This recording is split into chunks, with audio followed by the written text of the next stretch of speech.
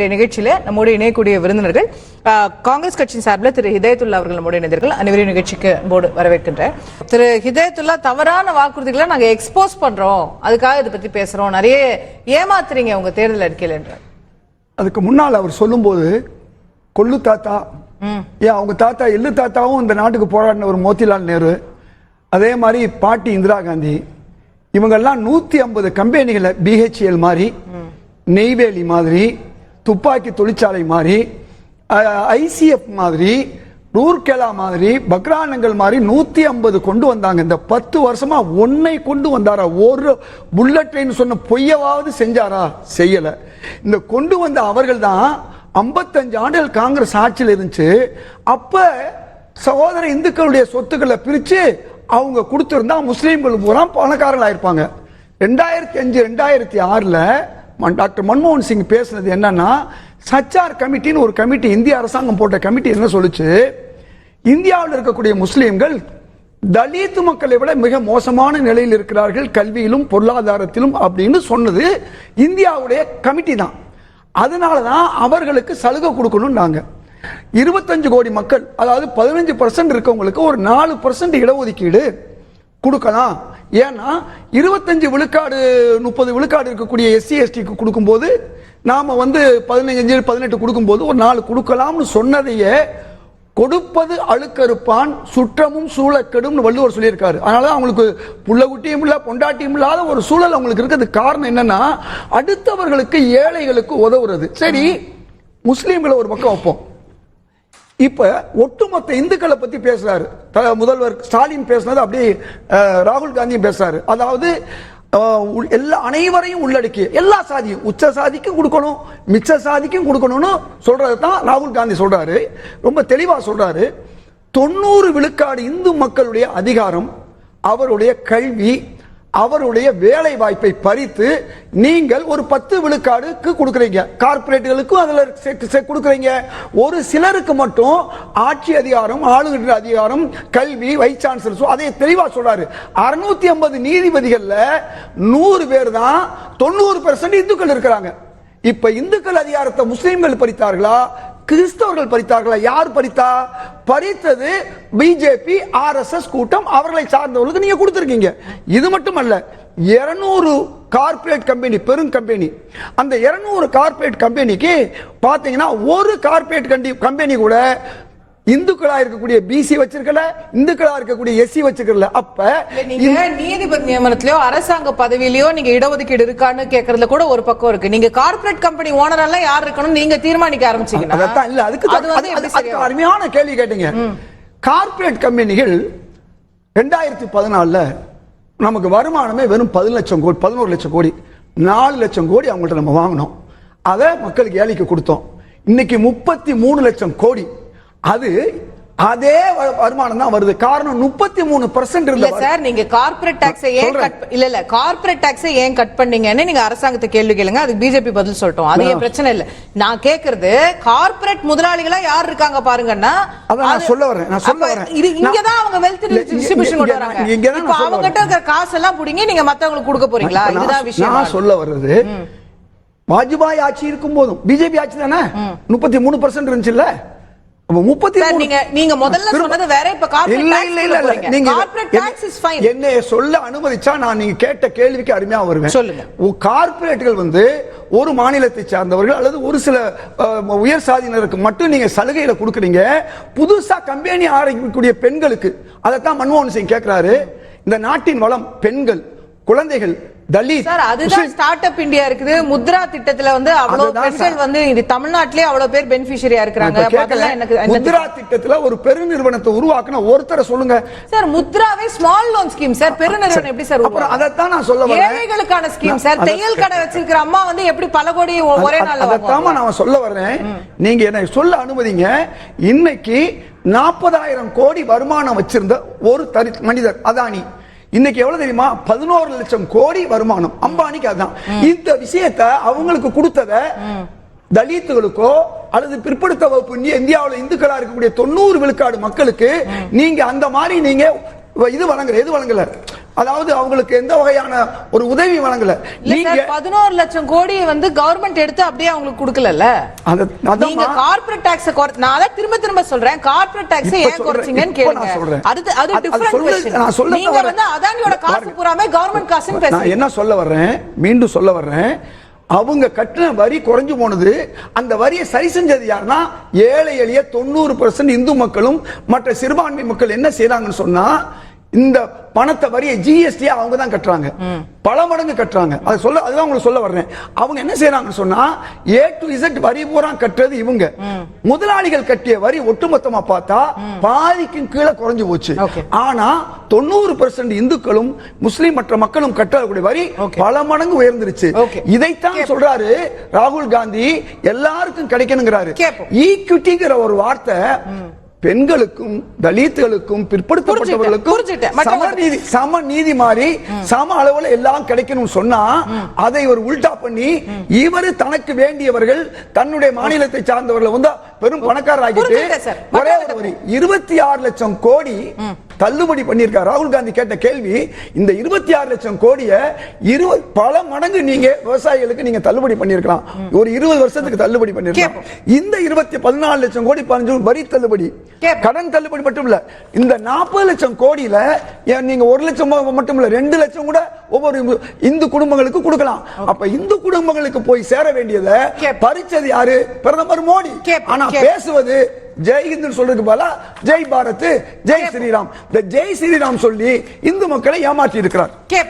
Tax holiday பத்தி பேசினாருமா, அது ஒரே ஒரு விஷயம் தான். 2014 வந்து 33 22 குறைச்சது மட்டும் இல்ல, 2019 இன்றைய நிதியமைச்சர் நிர்மலா சீதாராமன் என்ன பண்ணா தெரியுமா? 15% கட்டினா போதும் புதுசா தொழில் தொடங்கணும். எதுக்கு சொல்ல வரேன், இவ்வளவும் செஞ்சவங்க நீங்க தான் புதுசா தொடங்கறவங்களுக்கு வேணும்னு கேட்டீங்க. இல்ல அவங்க சொல்ல வருது செஞ்சது பூரா பிஜேபி, அதுக்கு சொல்ல வரேன். ஓகே ஹிதாயத்துல்லா, நீங்க நிறைய விளக்கங்கள் கொடுக்குறீங்க, எல்லாம் சரி. ஆனா தேர்தல் அறிக்கை வெளியானதுல இருந்து இப்போ இது பெரிய பிரச்சனையா பிஜேபி கொண்டு போற வரைக்கும் இந்த வெல்த் ரீடிஸ்ட்ரிபியூஷன் பத்தி நீங்க சரியா விளக்குனீங்களா? ராகுல் காந்தி பேசியதுல குழப்பங்கள் இருந்ததா? இது வந்து நீங்க ஏதோ செய்ய போய் உங்களுக்கு எதிரா அது வந்து மாறி போயிட்டு இருக்கா அப்படிங்கிற ஒரு கேள்வியும் இருக்குல்ல. இன்னைக்கு வந்து பெண்களுடைய தங்கத்தை பத்தி பிரதமர் பேசுறாரு அப்படின்னா லெட்ஸ் டாக் பிராக்டிகல் பாலிடிக்ஸ். அது ரெசனேட் ஆக போதா இல்லையாங்கிறத நம்ம பார்க்க வேண்டியிருக்குல்ல. அப்போ இது பிஜேபிக்கு ஒரு ஆயுதமா நீங்க கொடுத்துட்டீங்களா சாம் பிட்ரோடா பேசுனது வரைக்கும்? எங்களுடைய தேர்தல் அறிக்கை இன்றைய கதாநாயகன், அதை நாங்க விளம்பரப்படுத்துறதை விட பிரதமர் மோடி நிறைய நெகட்டிவ் பப்ளிசிட்டி. அது எப்படி நெகட்டிவ் சொல்றேன். நாங்க ஏற்கனவே செய்யலைனா விவசாயிகளுக்கு 70,000 கோடி தள்ளுபடின்னு சொன்னோம், செஞ்சோம். ஏழை எளியவர்களும் பணக்காரர்கள் படிக்கக்கூடிய அந்த பள்ளிக்கூடத்துல படிக்கிறதுக்கு நாங்க வாய்ப்பு கொடுத்தோம். அன்னைக்கு 400 கோடி தமிழ்நாடே கட்டுது, இந்தியா முழுக்க கட்டக்கூடிய ஒரு சூழ்நிலையை உருவாக்கி ஏழை எளிய மக்களும் பணக்கார பள்ளிகள்ல படிக்க வச்சோம்.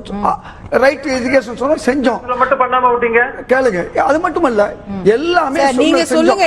இன்னைக்கு உங்க தேர்தல் அறிக்கையில பெண்களுக்கு வருஷத்துக்கு 1 லட்சம் ரூபாய் கொடுக்கணும், கல்வி கடனை பூரா தள்ளுபடி பண்ணணும், அதுக்கப்புறம் வந்து இதுல வந்து எம்எஸ்பிக்கு லீகல் கேரண்டி, சுவாமிநாதன் ஃபார்முலா படி லீகல் கேரண்டி சட்டத்துல எழுத போறீங்க. அதுக்கு எவ்வளவு செலவாகும்?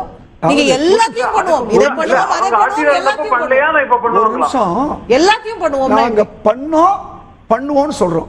ஆனா நீங்க லாஜிக்கலா ஃபினான்ஷியலா சொல்லுங்க. எப்படி எம்எஸ்பிக்கு இன்னைக்கு லீகல் கேரண்டி கொடுத்தாலே, எம்எஸ்பி லீகல் கேரண்டி கொடுத்தாலே கிட்டத்தட்ட 10 லட்சம் கோடி ஆகும்னு பொருளாதார நிபுணர்கள் வந்து கணக்கு சொல்றாங்க. இந்தியாவுடைய ஜிடிபி 370 லட்சம் கோடி.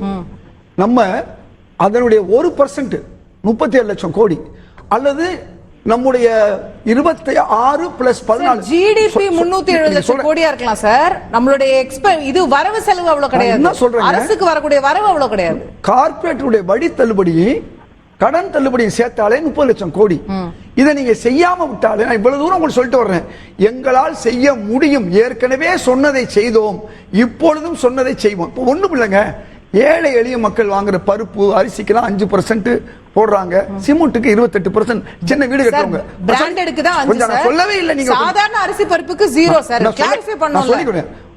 பணக்காரர்கள் வாங்கக்கூடிய வைரத்துக்கு 1.5%, தங்கத்துக்கு ரொம்ப சிம்பிள். எங்க நீங்க நானும் வாங்குவோம் வைரம், யாங்க வைரம் வாங்குவா? காங்கிரஸ் ஆட்சியில தங்கத்துக்கு என்ன சார் வரும்? நான் கேக்குறேன், காங்கிரஸ் ஆட்சியில தங்கத்துக்கு கேக்குறது, நாங்க 720 பொருட்களுக்கு ஜிஎஸ்டி 0ல வச்சிருந்தோம். அரிசி பருப்பு உப்பு எல்லாம் நீங்க ஜிஎஸ்டி வைக்கல நான் கேக்குறேன் சார். ஜிஎஸ்டி இல்ல, நீங்க ஜிஎஸ்டி கொண்டு வரல சார். நீங்க எப்படி சார் ஜிஎஸ்டி ஜீரோல வைக்கிறீங்க? நான் வரி இல்லன்னு சொன்னேன். ஜிஎஸ்டிங்கிறது வரி தானே. இப்பவும் வரி இல்ல சார். இப்பவும் ஜீரோ. யார் 720 பொருள்கள்ல இன்னைக்கு அனைத்து பொருள்களுக்கும் ஜிஎஸ்டி போட்டாச்சு. அரிசி மாவு அரைக்கிறதுக்கு, மாவு அரைச்சு தோசை சுடுறதுக்கு. நான் நிறைய சம்பளம் வாங்கி நான் வந்து பாஸ்மதி அரிசி தான் வாங்கி சாப்பிடுவேன்னு இந்தியா கேட்ல போய் வாங்கினேன்னா அதுக்கு வரி உண்டு சார். தொடர்கேள் அப்படி அல்ல. ஆமா 25 நீங்க எங்க இருக்கீங்க? நீங்களும் மேட்டுக்கூடியா என்னன்னு தெரியல. அரிசிக்கு வரி போட்டாங்களா இல்லையா? 25 சார் நானும் சொல்றேன் வரி போட்டாங்க, நான் ஏத்துக்கிறேன். 26 ரேஷன் கடையில வாங்குற அரிசிக்கு வரி இல்ல, சாதாரண லூஸ்ல வாங்குற அரிசிக்கு வரி இல்லன்னு சொல்றேன். அதாவது வரி இருக்கு. 26 கிலோ வாங்கினா வரி கிடையாது. பணக்காரர்கள் வாங்கினா 25 கீழே வாங்கினா வரி. நீங்க கொஞ்சம் செக் பண்ணிக்கங்க. அரிசிக்கு மட்டுமல்ல, எல்லா பொருள்களுக்கும் வரியை போட்டு 720 பொருள் காங்கிரஸ் ஆட்சி காலத்துல வரி இல்லாம இருந்தது. அப்போல வரி போட்டாங்க. இந்த வரி வந்து ஏழைகளுடைய வருமானத்துக்கு மட்டுமல்ல, அவங்களுடைய சேவிங்ஸ், அந்த சேமிப்பு இல்லாம பண்ணிருக்கு. ரொம்ப சிம்பிள் நான் சொல்ல, ஏன்னா நீங்க கேள்வியா கேட்டுக்கிட்டு இருக்கீங்க. இன்னைக்கு பிரதமரை பொறுத்தவரை தேர்தல் ஆணையம் நடவடிக்கை எடுக்க சொல்லி நாங்க சொல்றோம். இவ்வளவு பெரிய வெறுப்பு பேச்சுக்கு ஒரு சாதாரண ஜுர்ஜிவாலாக்கு மேல நீங்க எடுக்கிறீங்க, பிரதமர் மேல எடுக்க முடியல. காரணம் என்ன? தேர்தல் கமிஷன் இன்னைக்கு பாஜகவுக்கு ஆதரவா இருக்கு. சரி, சூமோட்டோவா கொடுத்திருக்காங்க. சூமோட்டோ நோட்டீஸ் வந்து மோடி அவர்களுக்கு கொடுத்ததா? பதில் சொல்லுங்க. பிஜேபி கட்சிக்கு கொடுத்திருக்காங்க. பிஜேபி கட்சி பேசுனது மோடி அவர்கள். சுர்ஜேவாலாவுக்கு மட்டும் நீங்க நேர பேசுறீங்க. ராகுல் காந்தினா ராகுல் காந்திக்கு நேர கொடுக்குறீங்க. மோடி மீது உங்களுக்கு என்ன பயம்? மோடிக்கு சைனா மீது பயம். ஏற்கனவே பாகிஸ்தானும் புல்வாமான்னு சொல்லி ஜெயிச்சு வந்தாங்க. இன்னைக்கு நக்சல், முஸ்லிம் இப்படி சொல்லி ஜெயிக்கிறதுக்கு முயற்சி பண்றாங்க. நான் என்ன சொல்ல வர்றேன், நீங்க என்ன சொன்னாலும் சரி, நீங்க இன்னைக்கு பொய் சொல்றீங்க. எப்பவுமே இந்த பிஜேபி விவாதத்தில் உள்ளவங்க பொய் சொல்லுவாங்க. இதை விட நாளாந்திர வகையில இன்னைக்கு பிரதமர் பொய் சொல்லிக்கிட்டு இருக்காரு. அதுதான் ஆச்சரியமா இருக்கு. இந்த பிரதமர் மீதும் அமித்ஷா அவருடைய பேச்சின் மீதும் ஏன் நடவடிக்கை எடுக்கல? நான் என்ன கேட்கிறேன், ஒண்ணும் இல்லாத விஷயங்களை பெருசாக்குறீங்க. நீங்க நான் திரும்பவும் கேட்கிறேன், 90% இந்து மக்களை ஏமாற்றி இருக்கிறீர்களா இல்லையா? வேலை வாய்ப்புல, கல்வியில, அவங்களுடைய ஒவ்வொரு அதிகாரத்திலையும் நீங்க ஏமாற்றி இருக்கீங்களா இல்லையா? இந்த சொல்ல இதை கேட்டா நீங்க உடனே ஜெய் ஸ்ரீராம் என்ன சொல்றீங்க? கேட்போம். இதுதான் இந்த இந்திய மக்களை நீ எல்லாரையும் எல்லா காலமும் ஏமாத்த முடியாது. அதுதான் இன்னைக்கு நடக்க போற விஷயம்.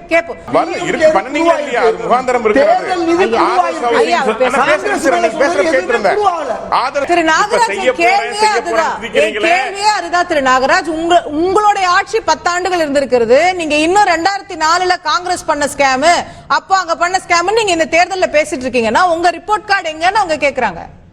ராமர் கோயில் கட்டிட்டீங்க, ஆர்டிகல் 370 பண்ணிட்டீங்க, ஒத்துக்கிறேன். 2 கோடி வேலை வாய்ப்பு கொடுத்தீங்களா? பாருங்க, 2 கோடி வேலை வாய்ப்பு இல்ல. இவங்க சொன்னாங்க எலக்ட்ரல் பாண்ட பத்தி சொன்னாங்க. எலக்ட்ரல் பாண்ட்ல நாங்க 303 எம்பிக்கள் உள்ள ஒரு கட்சி 6500 கோடி பெற்றிருக்கிறது. ஒரு 38 எம்பிக்களை வைத்திருக்கின்ற கட்சி 650 கோடி எலக்ட்ரல் பாண்ட்ல திமுக வாங்கி இருக்கிறது. 1400 கோடி காங்கிரஸ் பெற்றிருக்கிறது. யாரிடம் வாங்கியிருக்காங்க? யாரிடம் வாங்கியிருக்காங்க? தொழில்பெற்றமிடம் இல்ல, சூதாட்ட கம்பெனி வாங்கியிருக்கார்கள். நாங்க யாரும் கொடுக்கல சார். அதே சூதாட்ட கம்பெனி உங்களுக்கு பேச விடுங்க. நீங்க நான் பேசுறப்ப எனக்கு பேச விடணும்ல, இடைமறிச்சு எப்படி? நீங்க எங்களுக்கு கொடுத்தவர்கள் நியாயமான தொழிலதிபர்கள். நாங்க மிரட்டி வாங்கல. நீங்க வாங்குனது சூதாட்ட கும்பல்கிட்ட வாங்கியிருக்கிறீங்க. இருங்க, சூதாட்ட கும்பல்கிட்ட இருந்து வாங்கி அது இருக்கணும் பிரதர். விரும்பி கொடுக்கிறது வேற, எடுத்துக்கொள்வது வேறு. நீங்க புடுங்கி இருக்கிறீங்க, மிரட்டி புடுங்கி இருக்கிறீங்க. திமுகவுக்கு ஒரு கட்சிக்கு 550 கோடி கொடுத்திருக்காரு. இன்னைக்கு தமிழக முதல்வருடைய பேச்சு டெல்லியில ஓபிசிஎஸ்சி மாநாட்டில் வாசிக்கப்பட்டது. எல்லாத்துக்கும் எல்லா சாதியினருக்கும் ஈக்குவலா டிஸ்ட்ரிபியூஷன் பண்ண மட்டுமல்ல, 1921 உள்ள இடஒதுக்கீடு தான் இன்னைக்கு வந்து எல்லாருக்கும் கிடைச்சிக்கிட்டு இருக்குது. இன்னைக்கு பிரதமர்கிட்ட போய் நான் தன்னை வந்து ஓபிசிங்கிறாரு, ஆனா ஓபிசிகளுக்கு எதிராக இருக்காரு. அவர்கிட்ட போய் சொன்னா அப்ப சரி சாதிவாரி கணக்கெடுக்க எடுக்க சொன்னா முடியாதுங்கிறாரு. சரி இடஒதுக்கீடு கொடுங்கன்னு சொன்னாலும் முடியாதுங்கிறாரு. நான் ஏற்கனவே சொன்ன மாதிரி சிறுபான்மையினருக்கு 4% கொடுக்கறத கூட இன்னைக்கு அவர் பேசியிருக்காரு. இதே இடஒதுக்கீடு இஸ்லாமிய இலக்கிய மாநாடு நான் நடத்தின மாநாட்டில் தான் தலைவர் கலைஞர் வந்து 3.5 விழுக்காடு முஸ்லீம்களுக்கு கொடுத்தாரு. அவரும் கமிஷன் போட்டு கொடுத்தாரு. ஒரே ஒரு நிமிஷம், அதே என்னுடைய இல்ல திருமணத்துக்கு வந்தாரு, நான் 5 விழுக்காடா உயர்த்தி தரேன்னு சொன்னாரு. அந்த தடவை 2010 ஆட்சிக்கு வர முடியல. அப்ப இந்த சமூக நீதி தென் மாநிலங்களில் இருக்கிறதுனால தான் இந்து முஸ்லீம் ஒற்றுமை இருக்குது. இந்து இந்து முஸ்லீம் எல்லாரும் ஒரு ஈக்குவலான ஒரு நிலையில இருக்காங்க. ஆனா வடநாட்டுல அறியாமையில் இருக்கக்கூடிய இந்து மக்களுக்கு எதிராக அவர்களுடைய வேலை வாய்ப்பு, கல்வி, அதிகாரம் பதிக்கப்படுன்னு எங்க தலைவர் ராகுல் காந்தி சொன்னது 100% உண்மை. ஆக பிரதமர் மோடி இந்து மக்களை ஏமாற்றிக் கொள்கிறார், இந்துன்னு பேரை சொல்லி, இந்துத்துவான்னு பேரை சொல்லி. தேங்க்யூ. நிகழ்ச்சியை தொடர்ந்து நிறைவு செய்தாக வேண்டும். காங்கிரஸ் தேர்தல் இருக்கே, ஹீரோவா வில்லனானு ஜூன் 4 தெரிஞ்சிட போகுது. அது வரைக்கும் காத்திருப்போம். நிகழ்ச்சியில கலந்து கொண்டு கருத்து தெரிவித்த அனைவருக்கும் நன்றி.